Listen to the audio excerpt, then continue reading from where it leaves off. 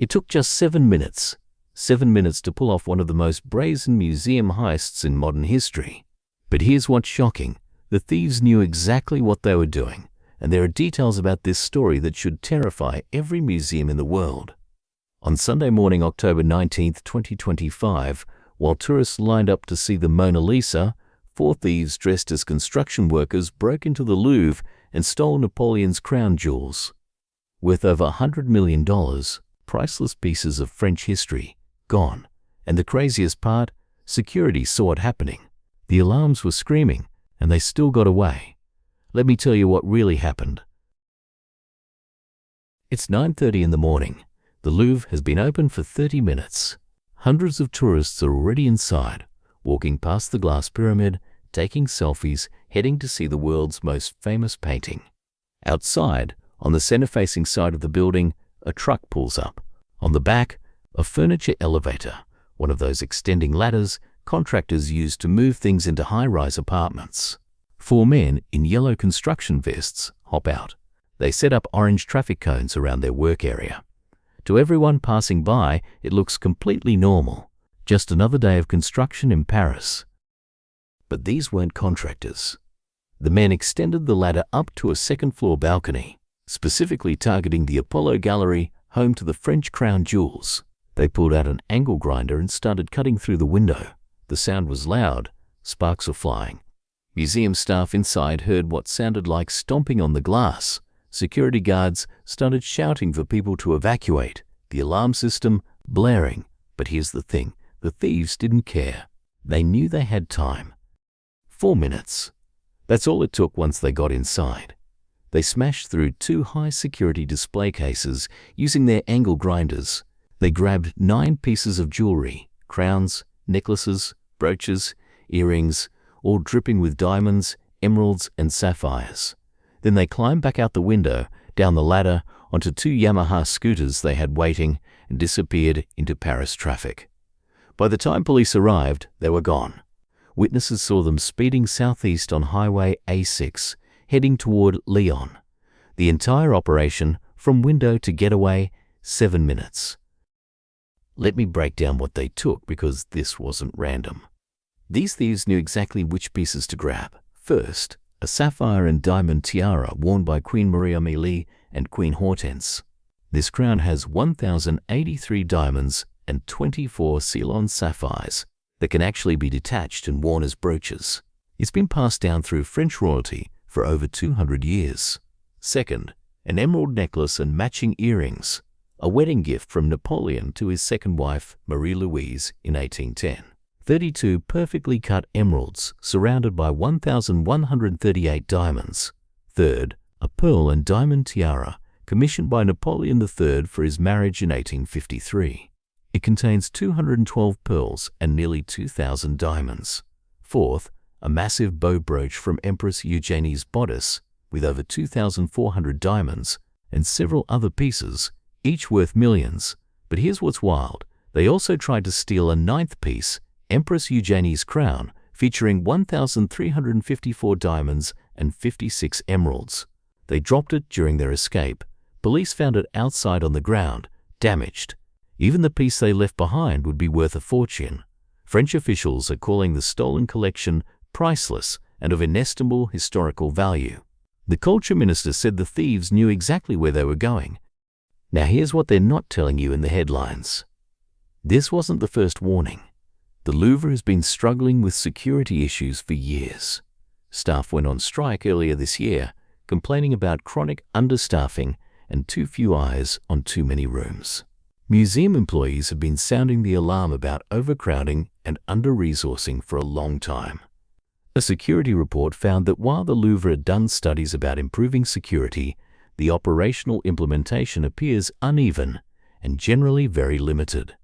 Translation: they knew there were problems, but didn't fix them. Even France's justice minister admitted they failed.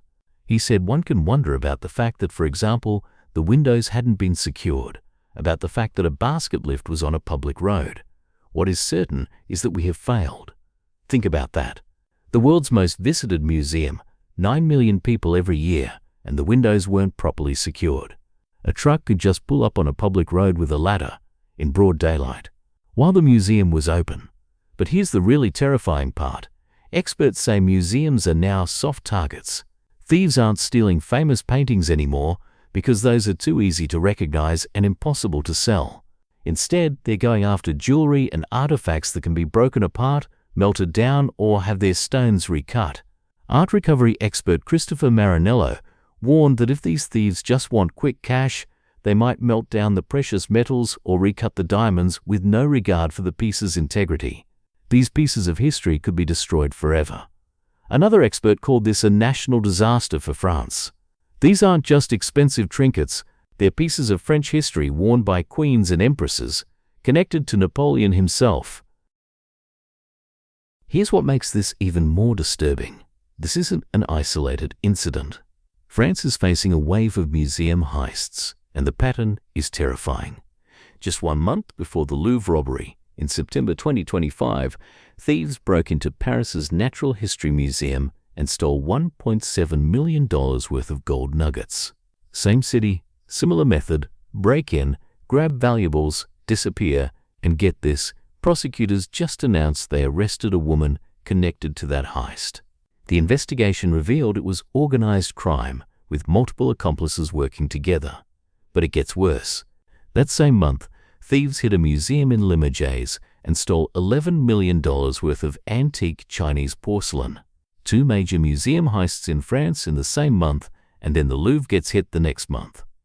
Experts are now asking, are these connected? French security analyst Juliette Kayyem said investigators have to work under the theory that these heists are related because of the frequency, the boldness, the similarities in their mode. Either it's the same organized crime group or copycat thieves who saw how effective these methods are. And this reminds some experts of one of the most notorious crime groups in history, the Pink Panthers. The Pink Panthers were a network of thieves, mostly former Serbian Special Forces soldiers from the Bosnian Wars, who pulled off some of the largest heists in history.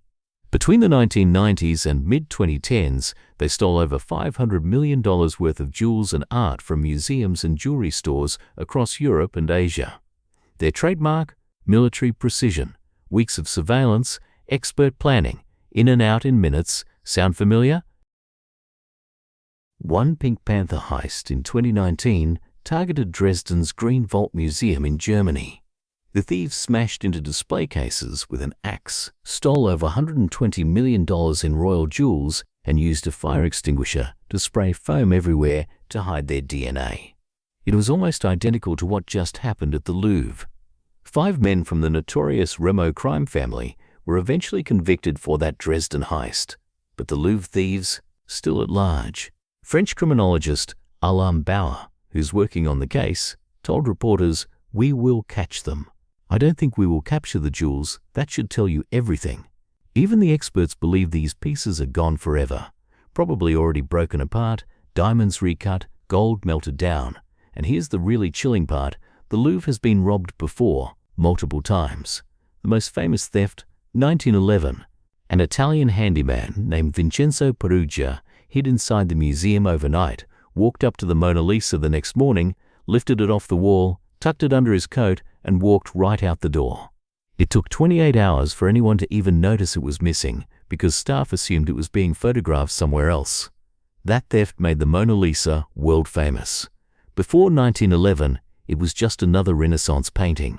After the heist, it became the most famous artwork on earth. Perugia kept it hidden in a trunk for 2 years before trying to sell it in Florence, where he was caught. Then in 1990, a dozen Egyptian artifacts went missing for days before anyone noticed. The Louvre director at the time declared a crisis and promised to increase security. Sound familiar? In 1998, a thief stole a 19th century landscape painting by Jean-Baptiste Camille Corot in broad daylight. Guards discovered it missing, shut down the entire museum, and police body searched hundreds of visitors as they left. That painting has never been recovered. It's still out there somewhere, 27 years later. The Louvre went decades without another major theft after 1998. They thought they'd fixed the problems. They installed more cameras, hired more guards, upgraded their systems, and then Sunday happened, and all those security measures failed in 7 minutes. So where are the thieves now? Nobody knows. Police have launched a massive investigation, 60 officers assigned to the case. They've found evidence at the scene: 2 angle grinders, a blowtorch, gasoline, gloves, a walkie-talkie, and a blanket. They recovered one of the 2 scooters and a helmet believed worn by one of the thieves. Forensic teams are building a tent around the truck to dust it for fingerprints and extract DNA. But here's the problem. These thieves left behind DNA, sure, but that only helps if they're already in the system. If they're not known to police, that DNA is useless. 4 suspects are believed directly involved, but investigators think there may be more accomplices, maybe people who planned the route, stole the truck, scouted the museum. This was coordinated. The prosecutor valued the stolen items at $102 million, but she also said something more important. The greater loss was to France's historical heritage. These aren't just expensive trinkets, they're irreplaceable pieces of history. President Emmanuel Macron called it an attack on a heritage we cherish because it is part of our history. Justice Minister Gerald Darmanin reflected on the embarrassment. People were able to park a furniture hoist in the middle of Paris, get people up it in several minutes to grab priceless jewels and give France a terrible image. The Louvre's director, Laurence Decazes, offered her resignation. The culture minister refused it. But Decazes has been summoned to appear before French lawmakers this week to explain what went wrong. Meanwhile, French senators are tearing into the government. One called this heist the ultimate symbol of its collapse and said the entire nation is threatened. Labor unions issued statements complaining about the destruction of security jobs at the Louvre. Attendance has soared to 9 million visitors a year, but security staff has been cut, and experts are pessimistic. A French senator believes the jewels have already left the country. Criminologist Bauer thinks they'll catch the thieves but never recover the jewels, and with each passing day, the chances get slimmer. Here's what this really means. If the Louvre, one of the most famous museums on Earth, can be robbed in broad daylight, no museum is safe. This wasn't some Ocean's 11 high-tech operation. It was 4 guys with angle grinders, a rental truck, some construction vests, and a good plan. They didn't need elaborate disguises or movie-level gadgets. They just needed to know where the weak spots were, and that's the part that should worry everyone. Because other thieves are watching, they're learning, and they're seeing that even the world's most famous museum can be vulnerable. The Louvre reopened after being closed Monday for investigation. But questions remain. How will they prevent this from happening again? What other security gaps exist? And will those priceless jewels ever come home? One thing's for sure, this changes everything. Museums around the world are now scrambling to review their security. Because if it can happen at the Louvre, it can happen anywhere. The 7-minute heist that shocked the world. And the story is just beginning.